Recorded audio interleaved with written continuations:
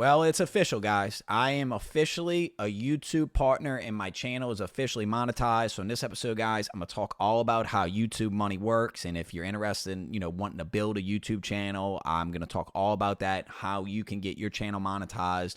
Also, guys, Carolyn Elson, Sam Bankman-Fried's girlfriend, was spotted in New York, not in jail for some reason. So we're going to go over that. Plus, I got all the top crypto news stories of the week that the mainstream media is not talking about. So you're definitely going to want to stay to the end of this episode. Let's go ahead. Let's get straight into it, guys. So check this out, guys. Official. Congrats. Classic Kev, you are now a YouTube partner.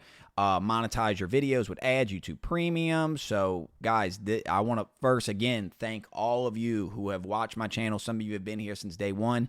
It's been a long, long journey. But, guys, it's been probably the funnest since I've started this channel, guys. It's been the funnest experience in my life. It really has changed my life for the better, and I would encourage any of you watching this, if you're, interested in making a YouTube channel, man, reach out to me, hit me up in the comments, email me, whatever you got to do.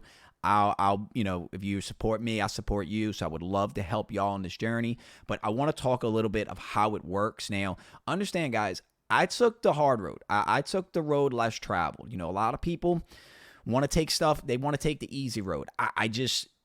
Again, I'm hard-headed, I'm stubborn at times, and I took the road less traveled. I took the hard road. I took a lot of courses on how to build YouTube channels. I learned a lot about how it works, how the algorithm works, how the monetization system works, and frankly, guys, after going through it all, I realized it's not for me. It's not for me. What I mean by that, this is, to give you an idea, this is how YouTube works. Let's say you're a chef and you want to make a YouTube videos on how to cook, and you make a video on how to make spaghetti and meatballs, right? And that video does good. What YouTube wants you to do is stay in that lane and just keep making videos on spaghetti and meatballs, maybe another Italian dish, and just keep staying and making content like that fits their algorithm, and then the algorithm will then give you more viewers. So it doesn't necessarily matter how good your content is. What matters is if the algorithm likes you, and the things that matter to the algorithm is, how much engagement the video has. Are people sharing the video? Are people watching the video from start to finish? Are people liking the video? Are people commenting on the video? So there's so many things that are involved because YouTube and Google have so much data on us, but that's for another episode. But again, guys, so that's the simplest way I can put it on how to, create a successful YouTube channel. Again, guys, I'm nowhere near where I want to be.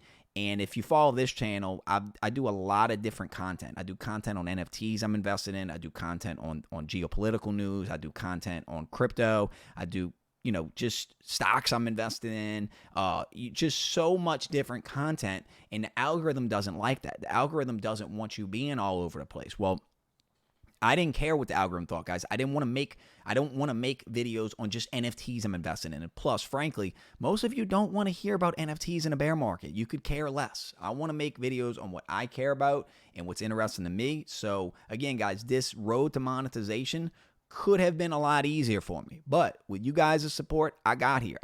And you know what? The channel is going to keep growing. The channel is going to keep evolving.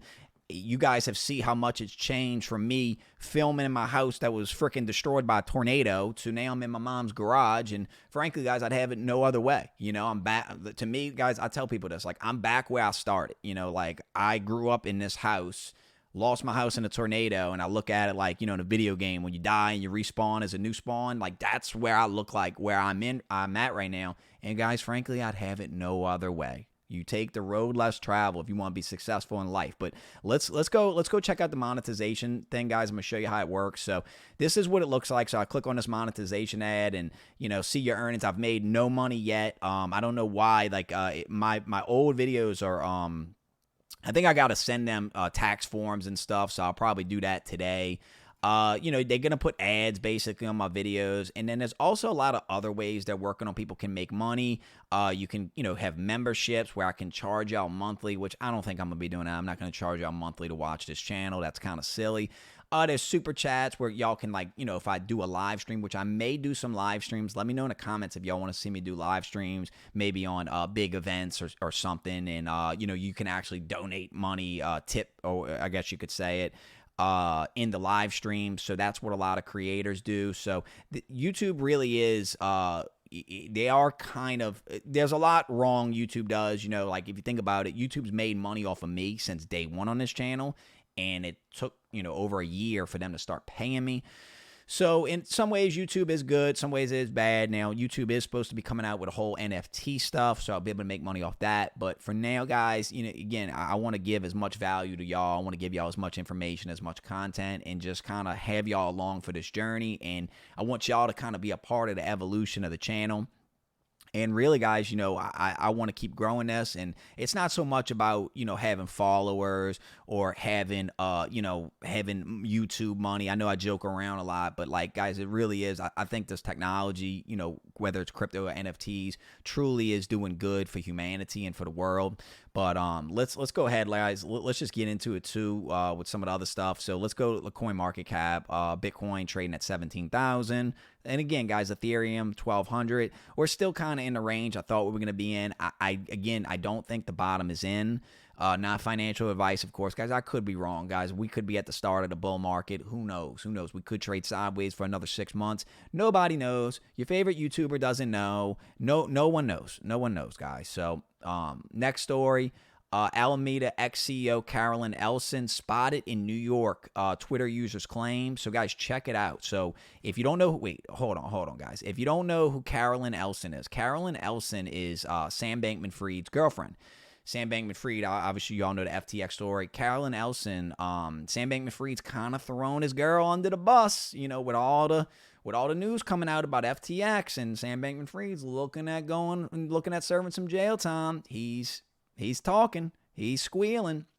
So we had heard reports that Carolyn Elson actually was running, to countries that don't expedite, like Hong Kong. She was supposed to be, fleeing to Hong Kong, or there was reports she was fleeing to Dubai. But now she's spotted in a New York coffee shop. Check it out, guys. So, guys, look at a barista's face. I mean, do you guys think Carolyn Elson tipped? Let me know in the comments how much money you think she tipped on her coffee.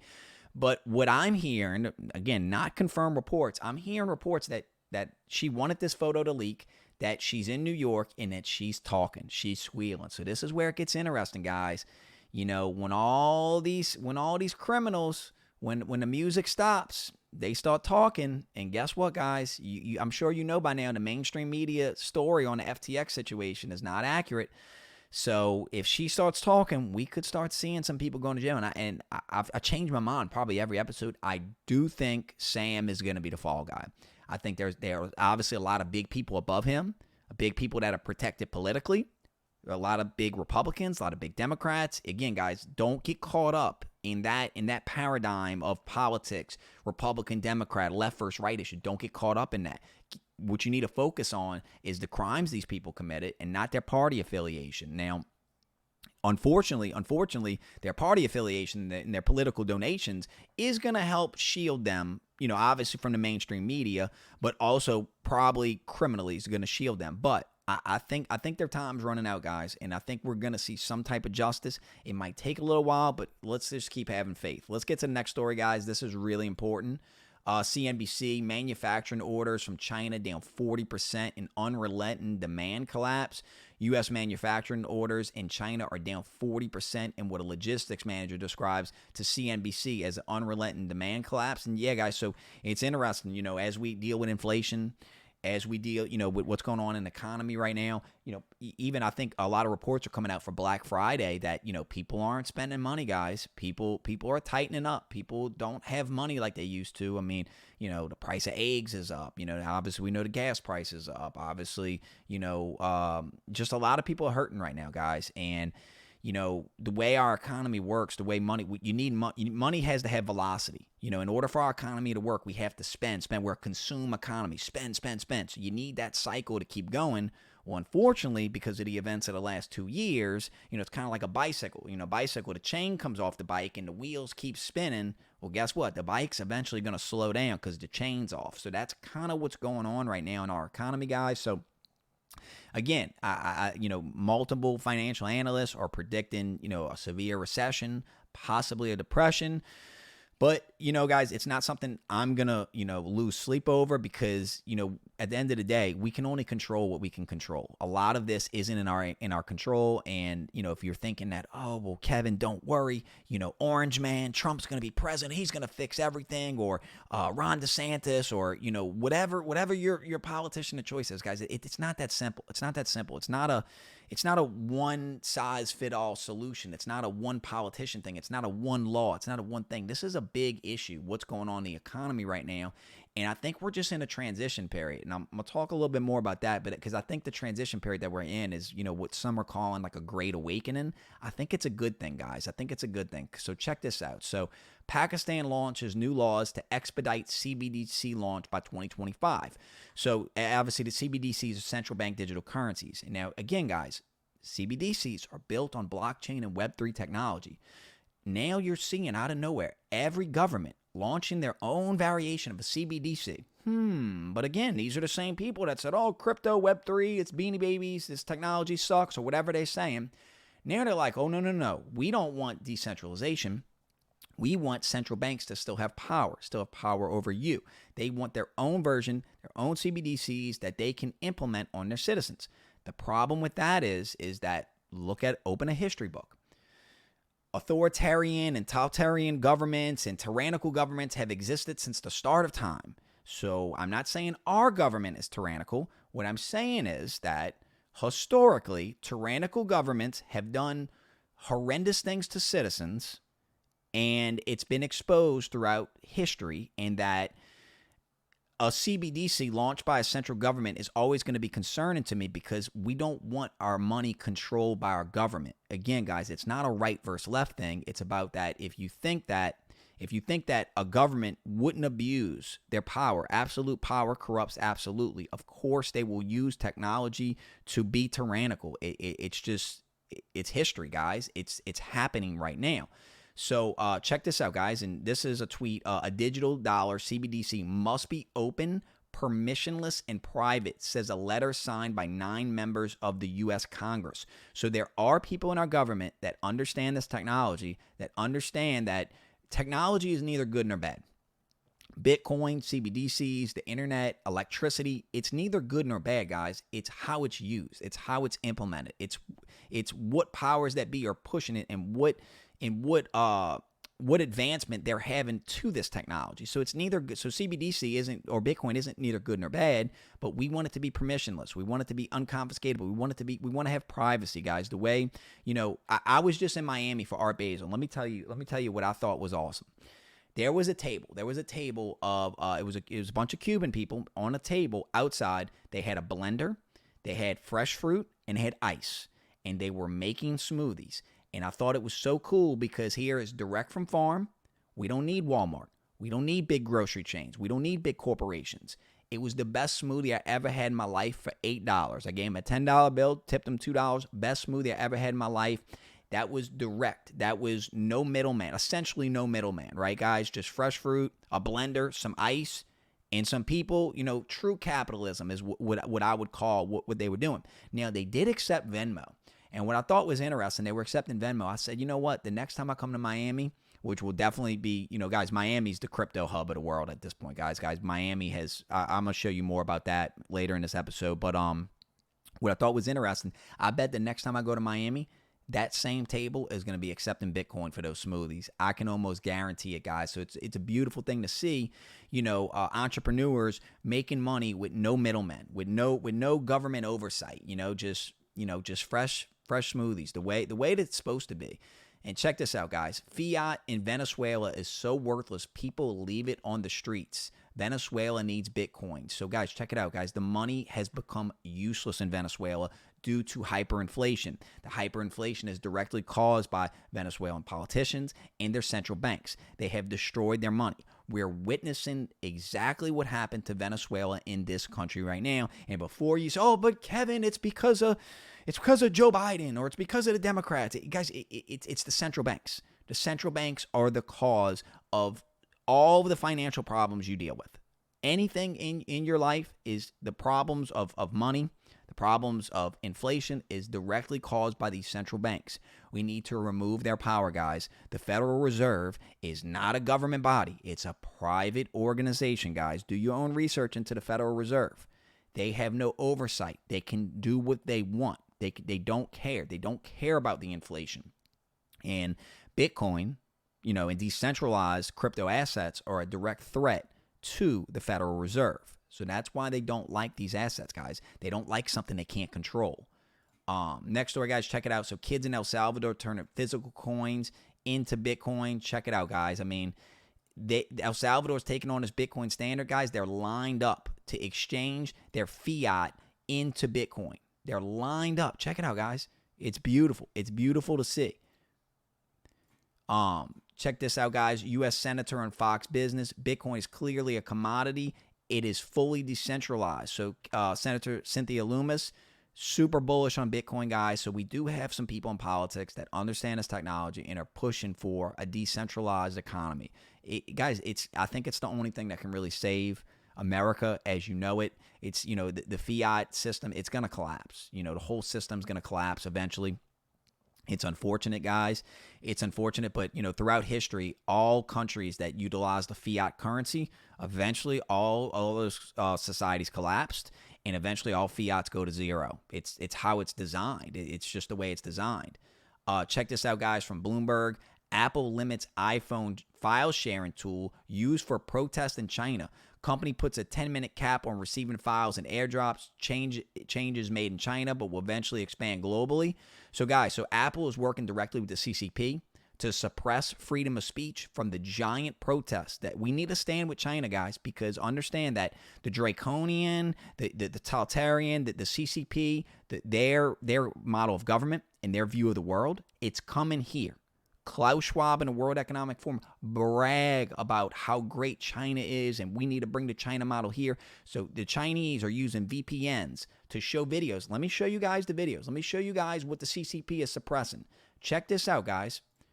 This video probably gets shadow banned from China. They're in hazmat suits, ripping people out of their homes that were participating in protest, that were protesting these draconian lockdowns.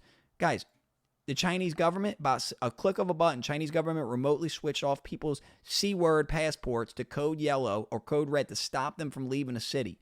So, guys, that's the danger of these CBDCs. That's the danger of these CBDCs, that they can just turn you off. They can just turn you off. They can turn your money. You can't spend money. You can't participate in society because you went against the official government narrative. Now, ask yourself this. I don't care if you're a Republican or a Democrat. I'm sure there's, you think there's tyrannical people on the left, or if you're on the right, you think there's tyrannical people on the left. You're on the left, you think there's tyrannical people on the right. Just understand that at one point, other different parties are going to be in control. Do you want them having that much control of your life? Do you want what's in China to come here? We need to stand with the people of China. Our mainstream media is not going to show you the stuff I'm showing you. And again, they'll probably shadow to ban this video. But I just got back from Art Basel, guys. Check it out. They had a Solana store. And what was funny, these jokes just make themselves, is I wanted to go into the Solana store and I was going to talk to them. I was going to act like I was just an unknowing bystander, and I was going to record it. And I was going to ask them what's going on with FTX and Sam Bankman-Fried. I was going to see what the Solana employees told me. That was going to tell me a lot about, what they're, I was going to be a Karen. I was going to speak to the manager. Well, unfortunately, the Solana store was closed when I got there. The Solana store closed. Jokes just make themselves, guys. It's hilarious. It really is hilarious. Check this out, guys. In Miami, a lot of Bitcoin artwork, a lot of Bitcoin. Guys, Bitcoin is just so huge in Miami. Miami has fully embraced crypto, NFTs, and it's a beautiful thing to see, guys. So Miami, I think the rest of the world needs to be a lot more like Miami, guys. I think, as far as freedom, everybody's so nice there. It's just an awesome city, guys. Awesome city. They're embracing the technology. And whether it's Texas, Florida, any states that embrace this technology are going to be the leaders of the rest of the world, guys. And the states that suppress it, try to hold it back to protect the central banks, they're going to be the worst states to live in. You heard it here first, guys. Check it out. Russia's head of Congress Finance Committee, Bitcoin and crypto products will definitely be legal next year. Again, guys, you talk about, oh, well, Kevin, the Fed is going to make Bitcoin illegal and this and that. Guys, the rest of the world is utilizing and embracing the technology. So we need to demand our politicians embrace this technology, or we will be left behind. Because, guys, it's a global economy now. The world has gotten smaller. We are a global economy. We need to embrace this technology. Check it out, guys. Tucker Carlson with the Bitcoin grenade. If you haven't seen, Max Kaiser did an awesome interview with Tucker Carlson. I know a lot of you, don't like Tucker, don't like Max Kaiser. Guys, watch the interview. They break down a lot of good stuff about what's going on with Bitcoin, what's going on with El Salvador. And last story, guys, is $200 billion worth living with the threat of being killed. Elon Musk said that's his life now. The things are perfect. The richest man in the world, hardly. In fact, Elon Musk said he faced a significant risk of being assassinated.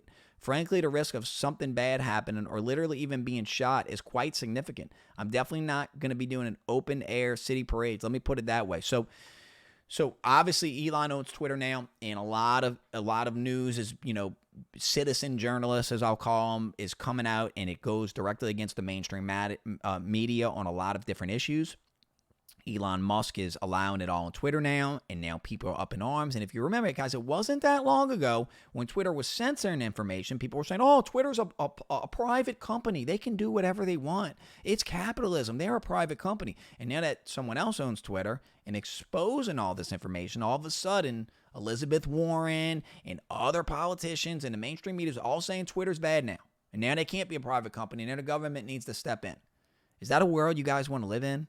Where the biggest corporations, Apple, Google, that they determine what's right and wrong? Is that a world you really want to live in? Is that a world you want to live in where AI and computers or, in tyrannical governments and the CCP in China get to determine what goes out? I mean, guys, the CCP is using signal jammers. They're deleting VPNs off the Chinese citizens' phones because that's how they're getting the information out. They're using VPNs to film stuff on Twitter to get the information out. So very, very disturbing stuff, guys. Anyway, guys, if you made this far in the video, drop me a 100 emoji in the comments, guys. I'm Classic Kev. Thank you so much for watching, y'all. I'm out. Peace.